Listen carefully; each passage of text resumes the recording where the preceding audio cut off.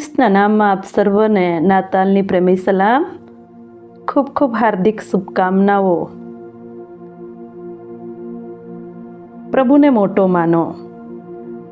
Look 1 અધ્યાય અને તેની 46મું વચન મરિયમ કહે છે કે મારો જીવ પ્રભુને મોટો માને છે.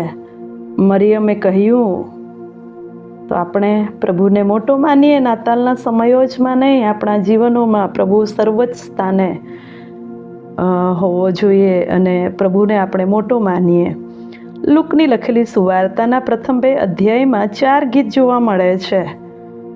આ એક પહેલું ગીત છે જે મરિયમ દ્વારા ગાવામાં આવ્યું. 1 અધ્યાય 46મા વચનથી 55મા વચન સુધી પહેલું ગીત છે. બીજું ગીત જે જખારિયા દ્વારા કહેવામાં આવ્યું 1 અધ્યાય 68મી કલમથી તો 79મી કલમ સુધી. બીજું ગીત, ત્રીજું ગીત 2 અધ્યાય અને તેના 14મા વચનની અંદર દૂતની સાથે આકાશી સેનાનો સમુદાય પ્રગટ થાય છે અને તેઓ દેવની સ્તુતિ કરીને કહે છે, પરમ ઊંચામાં દેવને મહિમા થાવ તથા પૃથ્વી પર જે માણસો વિશે તે પ્રસન્ન છે તેઓને શાંતિ થાવ. ચોથું ગીત લૂકની લખેલી સુવાર્તાના 2 અધ્યાયમાં 29થી તો 32મા વચન સુધી કહેવામાં આવ્યું છે અને ત્યાં પ્રભુના સેવક તરીકે આત્માની પ્રેરણા દ્વારા જે સિમિયોન વાત કરે છે, કેમ કે મારી આંખોએ તારું તારણ દીઠું છે, જેને સર્વલોકની સમ્મુખ તે સિદ્ધ કર્યું છે. વિદેશીઓને પ્રકાશ આપવા સારું તથા તારા ઇઝરાયેલી લોકોનો મહિમા થવા સારું તે પ્રકાશરૂપ છે. આવા ગીત વિભિન્ન લોકો દ્વારા આકાશી સૈન્યના સ્વર્ગદૂતો દ્વારા ગાવામાં આવ્યા છે. આ ગીતો દેવની સ્તુતિ કરતા તથા દેવને મોટો માનવા માટે ગવાયા છે. આ ગીતશાસ્ત્ર અને 1 શમૂએલ 2 અધ્યાય 1-10 જેમ હાન્નાએ ગાયેલું તે પ્રમાણેનું ગીત છે. નાતાલના પર્વમાં હું તમારી સાથે જ્યારે પ્રભુના વચનને વહેંચી રહી છું ત્યારે મરિયમ શા માટે અથવા કઈ બાબતોના માટે પ્રભુને મોટો માને છે એ બાબતોને હું તમને કહેવા માગું છું. પહેલી વાત, શા માટે મરિયમ પ્રભુને મોટો માને છે? કારણ કે પ્રભુ એ તો સારી સૃષ્ટિના માટે તારનાર બન્યા માટે. દેવનું વચન ત્યાં કહે છે, દેવ મારા તારનારમાં મારો આત્મા હરખાયો છે. મરિયમને તારનારની જરૂર પડી કેમ કે મરિયમ પણ પાપી હતી. બાઇબલમાં પ્રભુનું વચન એમ કહે છે, રોમી 3:23, સગળાએ પાપ કર્યું અને સગળા દેવના મહિમાથી અધૂરા રહે છે. ઈસુ સિવાય કોઈ જગતમાં મોટો કે પવિત્ર કે બચાવનાર નથી. ઈસુ જ આરાધનાને, આપણા ભજનને યોગ્ય છે. આ દિવસોની અંદર આપણી આરાધના એ તારનારના માટે હોવી જોઈએ. આપણે પણ મરિયમની જેમ પ્રભુને મોટો માનીએ, કારણ કે એ તો તારનાર થયા છે, એ બચાવનાર થયા છે. બીજી વાત, મરિયમ કહે છે 48મા વચનમાં, શા માટે મરિયમ પ્રભુને મોટો માને છે? તો ત્યાં લખ્યું છે કે મારી દીનાવસ્થામાં, કારણ કે તેણે પોતાની દાસીની દીનાવસ્થા પર દ્રષ્ટિ કરી છે. તેણે પોતાની દાસીની દીનાવસ્થા પર દ્રષ્ટિ કરી છે. મરિયમ પોતાની જાતને દેવની દાસી તરીકે ઓળખાવે છે. 1 અને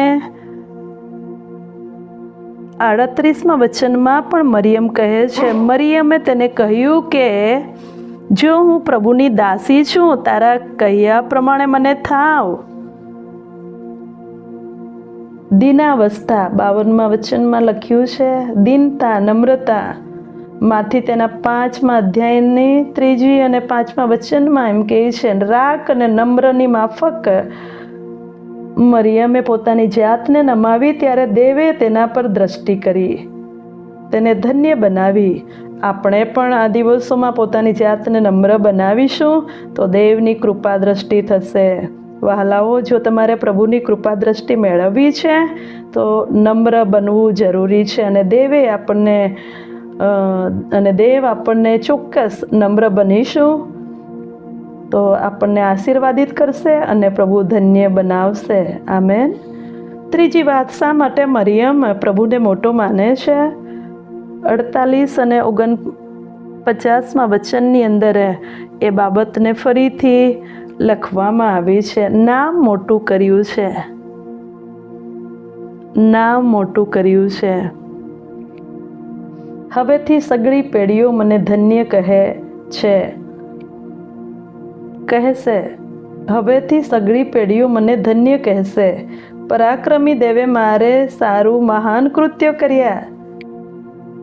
42માં વચનની અંદર મરિયમની સલામીથી એલિઝાબેથના પેટમાં બાળક કૂદ્યું અને પવિત્ર આત્માથી ભરપૂર થઈ ઘાટો પાડીને કહ્યું, એલિઝાબેથે કે સ્ત્રીઓમાં તને ધન્ય છે.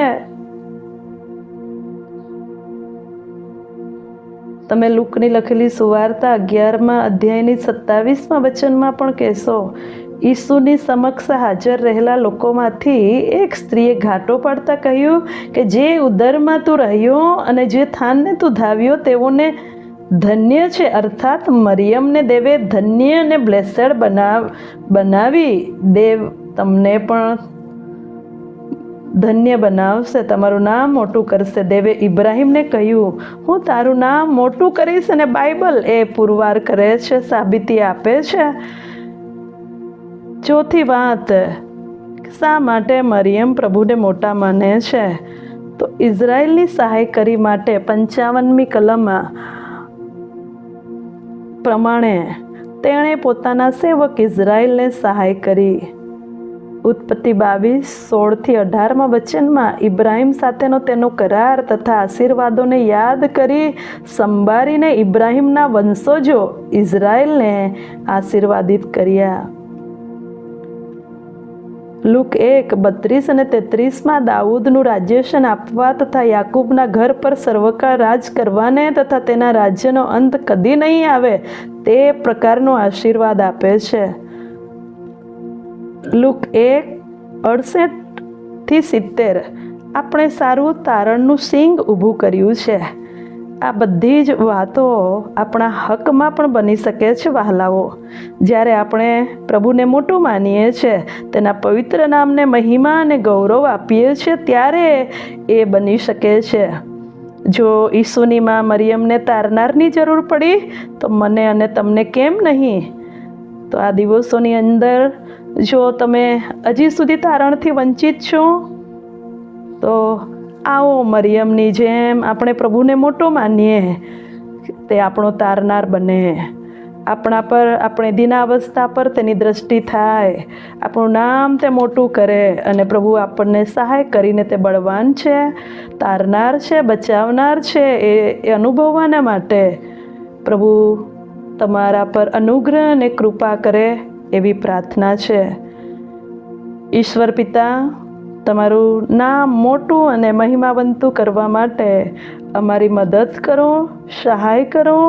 અને આ નાતાલના દિવસોની અંદર જ નહીં પણ પ્રભુજી હર હંમેશા અમે તમને ધન્ય કહીએ, તમને મહિમા આપીએ, તમારા નામને સોંપતું ગૌરવ મહિમા આપવાને માટે અમારા હૃદયોને તમે તૈયાર કરો એવી કૃપાને માગી લેતા અમારી આ પ્રાર્થના પ્રભુ ઈસુના સામર્થ્ય નામમાં માગીએ છીએ.